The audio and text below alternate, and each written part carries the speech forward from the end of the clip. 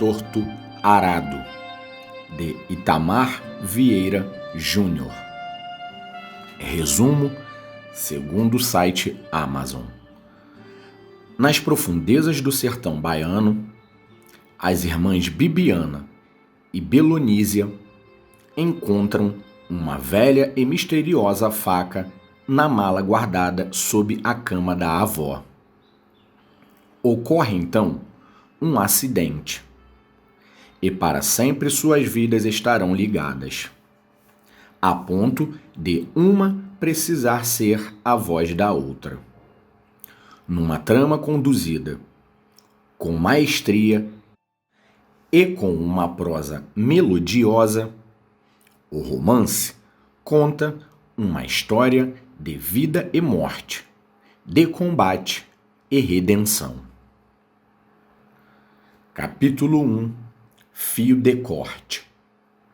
Quando retirei a faca da mala de roupas, embrulhada em um pedaço de tecido antigo e encardido, com nódoas escuras e um nó no meio, tinha pouco mais de 7 anos. Minha irmã, Belonísia, que estava comigo, era mais nova 1 ano. Pouco antes daquele evento, estávamos no terreiro da casa antiga, brincando com bonecas feitas de espigas de milho colhidas na semana anterior.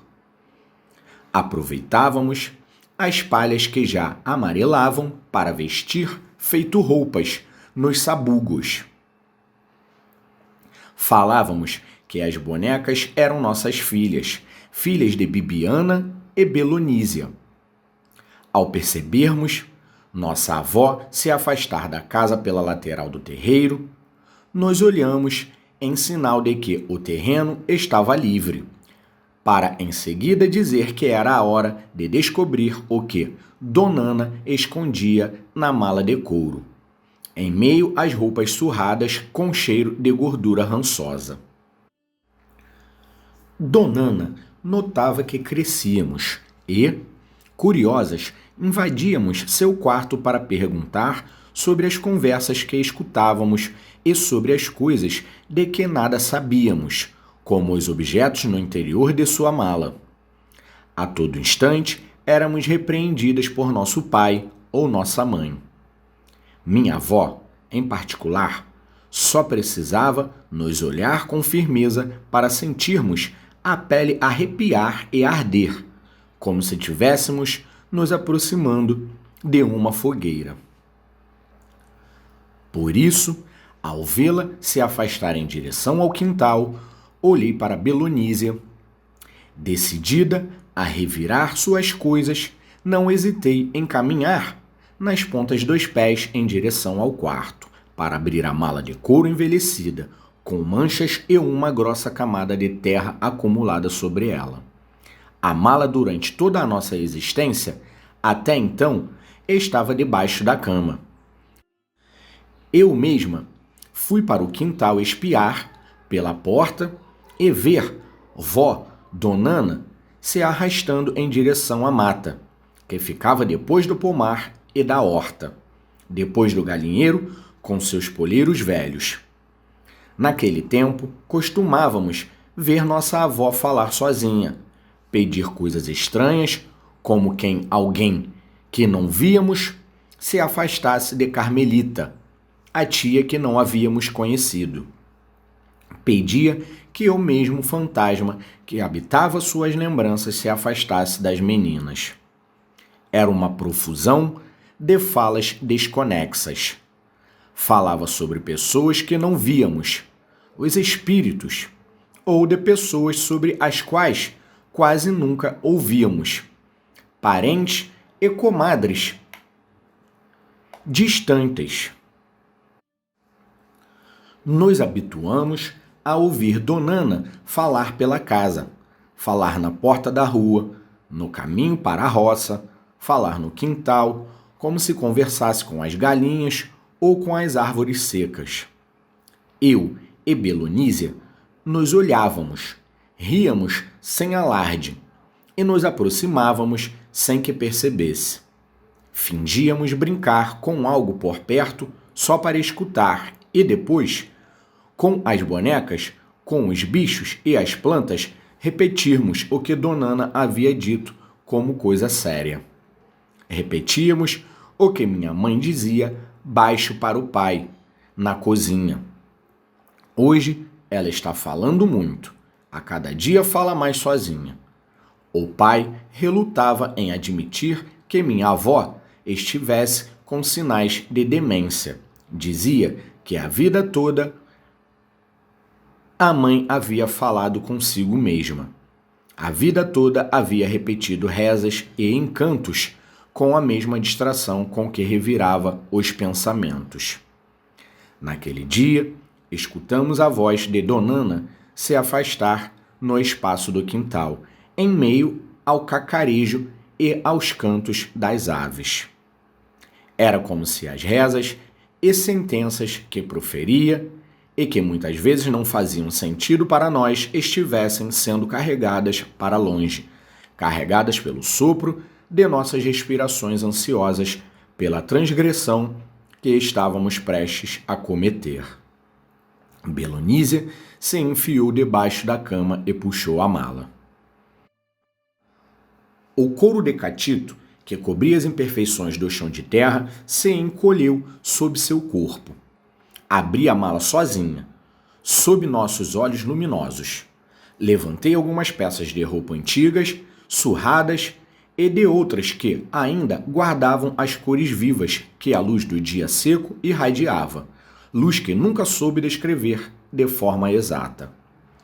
E no meio das roupas, mal dobradas e arrumadas, havia um tecido sujo envolto no objeto que nos chamou a atenção, como se fosse a joia preciosa que nossa avó guardava com todo o seu segredo. Fui eu quem desatou o nó, atenta à voz de Donana, que ainda estava distante. Vi os olhos de Belonísia cintilarem com o brilho do que descobríamos, como se fosse um presente novo, forjado de um metal recém-tirado da terra. Levantei a faca, que não era grande nem pequena diante dos nossos olhos, e minha irmã pediu para pegar. Não deixei. Eu veria primeiro. Cheirei, e não tinha o odor rançoso dos guardados de minha avó. Não tinha manchas nem arranhões. Minha reação, naquele pequeno intervalo de tempo, era explorar ao máximo o segredo e não deixar passar a oportunidade de descobrir a serventia da coisa que resplandecia em minhas mãos. Vi parte de meu rosto refletido como num espelho, assim como vi o rosto de minha irmã mais distante. Belonísia tentou tirar a faca de minha mão e eu recuei. Me deixa pegar, Bibiana. Espere. Foi quando coloquei o metal na boca. Tamanha era a vontade de sentir seu gosto. E, quase ao mesmo tempo, a faca foi retirada de forma violenta. Meus olhos ficaram perplexos, vidrados nos olhos de Belonísia, que agora também levava o metal à boca. Junto com o sabor de metal que ficou em meu paladar, se juntou o gosto do sangue quente, que escorria pelo canto de minha boca semi-aberta, e passou a gotejar de meu queixo. O sangue se pôs a embotar de novo o tecido encardido e de nódoas escuras que recobria a faca. Belonísia também retirou a faca da boca, mas levou a mão até ela como se quisesse segurar algo. Seus lábios ficaram tingidos de vermelho. Não sabia se tinha sido a emoção de sentir a prata ou se, assim como eu, tinha se ferido porque dela também escorria sangue. Tentei engolir o que podia. Minha irmã também esfregava rápido a mão na boca, com os olhos marejados e apertados, tentando afastar a dor. Ouvi os passos lentos de minha avó, chamando Bibiana, chamando Zezé, Domingas, Belonísia. Bibiana não está vendo as batatas queimando? Havia um cheiro de batata queimada, mas tinha também o cheiro do metal, o cheiro do sangue que ensopava minha roupa e a de Belonísia. Quando Donana levantou a cortina que separava o cômodo em que dormia da cozinha, eu já havia retirado a faca do chão e embrulhado de qualquer jeito no tecido empapado, mas não havia conseguido empurrar de volta a mala de couro para baixo da cama. Vi o olhar assombrado de minha avó, que desabou sua mão grossa na minha cabeça e na de Belonísia. Ouvi Donana perguntar o que estávamos fazendo ali, por que sua mala estava fora do lugar e que sangue era aquele.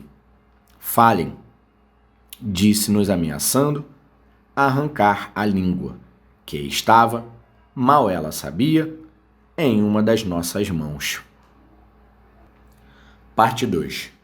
Nossos pais retornaram da roça e encontraram minha avó desorientada, com nossas cabeças mergulhadas numa tinta de água, gritando. Ela perdeu a língua. Ela cortou a língua. Repetia tanto que, certamente, naqueles primeiros momentos, Zeca Chapéu Grande e Salustiana Nicolau acharam que as duas filhas haviam se mutilado num ritual misterioso que, nas suas crenças, precisaria de muita imaginação para explicar.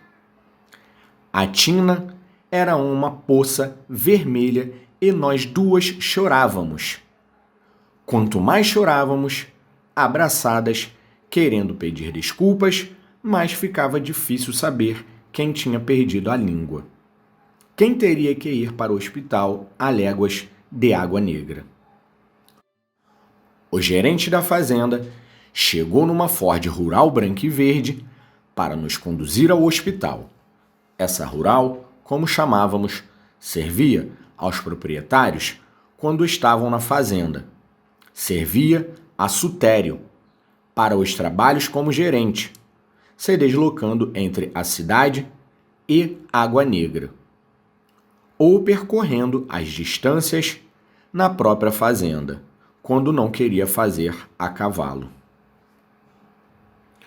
Minha mãe se muniu de colchas e toalhas que recobriam as camas e a mesa, para tentar estancar o sangue. Ela gritava para meu pai, que colhia com as mãos trêmulas ervas nos canteiros próximos à casa, impaciente, transmitindo seu desespero na voz, que se tornou mais aguda, além do olhar espantado. As ervas eram para ser usadas no caminho até o hospital, em rezas e encantos. Os olhos de Belonísia estavam vermelhos de tanto choro. Os meus eu não conseguia sequer sentir. E minha mãe perguntava perplexa o que havia acontecido, com o que brincávamos. Mas nossas respostas eram longos gemidos, difíceis de interpretar. Meu pai segurava a língua envolta numa de suas poucas camisas. Mesmo naquelas horas, meu medo era que o órgão, em arrebatamento, se dispusesse ao falar sozinho no colo dele sobre o que havíamos feito. Que falasse sobre nossa curiosidade, nossa teimosia, nossa transgressão, nossa falta de zelo e respeito por Donana e por suas coisas. Mas ainda sobre a nossa irresponsabilidade de colocar uma faca na boca, sabendo que facas sangram caças, sangram as crias do quintal e matam homens. Meu pai recobriu a pequena trouxa com as folhas que havia colhido antes de sair. Da janela do carro, vi meus irmãos ao redor de Donana, Dona Tonha a aparando pelo braço e a levando de volta para casa. Anos depois, viria a sentir remorso por esse dia, por ter deixado minha avó desnorteada, aos prantos, se sentindo incapaz de cuidar de qualquer pessoa. Durante a viagem, ouvimos a angústia de minha mãe transmitida nos sussurros de suas preces e por suas mãos calosas e sempre quentes, mas que agora pareciam saídas de uma bacia de água que dormiu ao relento no sereno da noite. No hospital, demoramos a ser atendidas. Nossos pais estavam encolhidos em um canto ao nosso lado. Vi as calças sujas de terra que ele não teve tempo de trocar. Minha mãe tinha um lenço colorido amarrado na cabeça. Era o mesmo lenço que eu usava embaixo do chapéu que levava para se proteger do sol na roça. Ela limpava nossos rostos com peças de trouxa de roupa, a cada momento com um novo tecido com cheiro de guardado e que não conseguia identificar. Meu pai ainda segurava a língua em volta na mesma camisa. As folhas estavam guardadas nos bolsos de sua calça, talvez por vergonha de o apontarem com desdém, como feiticeiro dentro daquele lugar que ele não conhecia. Foi o primeiro lugar em que vi mais gente branca que preta. E vi como as pessoas nos olhavam com curiosidade, mas sem se aproximar. Quando o médico nos levou para a sala e meu pai lhe mostrou a língua, como uma flor murcha, entre as mãos, vi sua cabeça balançar num sinal de negação. Vi também o suspiro que deu ao abrir nossas bocas quase ao mesmo tempo. Ela terá que ficar aqui, terá problemas na fala, para deglutir. Não tem como reimplantar. Hoje sei que se diz assim, mas à época nem passava por minha cabeça o que tudo aquilo significava, e muito menos na cabeça de meu pai e de minha mãe.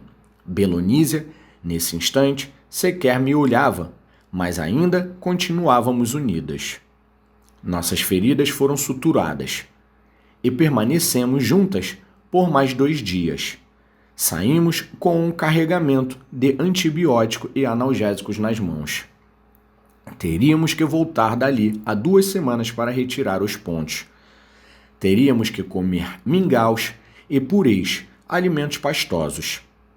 Minha mãe deixaria o trabalho na roça nas semanas que se seguiriam para se dedicar integralmente aos nossos cuidados.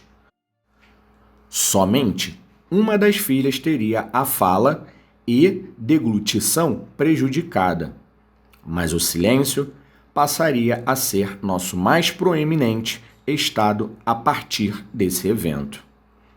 Nunca havíamos saído da fazenda. Nunca tínhamos visto uma estrada larga com carros passando para os 2 lados, seguindo para os mais distantes lugares da terra. Foi o que Sutério disse.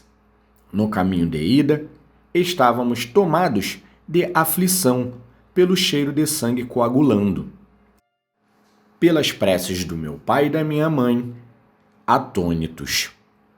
O gerente da fazenda apenas ria, dizendo que crianças são iguais a gatos, que cegam, uma hora estão no lugar, outra hora estão em outro, quase sempre aprontando algo para dar dor de cabeça aos pais. Que ele tinha filhos e sabia. Na volta, estávamos bastante doloridas, uma mais que a outra, esgotadas da mesma forma, apesar da extensão das lesões ter sido distinta. Uma havia amputado a língua, a outra tinha tido um corte profundo, mas estava longe de perdê-la. Nunca havíamos andado no Ford rural da fazenda ou em qualquer outro automóvel. E como era diferente o mundo, além de Água Negra. Como era diferente a cidade com suas casas grudadas umas às outras, dividindo paredes. As ruas calçadas com pedras. O chão das nossas casas e dos caminhos da fazenda eram de terra. De barro, apenas, que também servia para fazer a comida de nossas bonecas de sabugo, e de onde brotava quase tudo que comíamos, onde enterrávamos os restos do parto e o umbigo dos nascidos, onde enterrávamos os restos de nossos corpos, para onde todos desceriam algum dia. Ninguém escaparia, só pudemos observar tudo aquilo durante o retorno, em lados opostos do veículo, com nossa mãe ao meio, absorta em pensamentos que nosso alarido havia precipitado em seu íntimo. Ao chegarmos à casa, só estavam Zezé e Domingas, pequenos, acompanhados de Dona Tonha. Vi meu pai perguntar por Donana, enquanto minha mãe nos segurava pelas mãos diante da porta. Desceu faz umas 2 horas para o rumo do rio. Foi o que Dona Tonha respondeu. Sozinha? Quiseram saber. Sim, saiu levando um embrulho.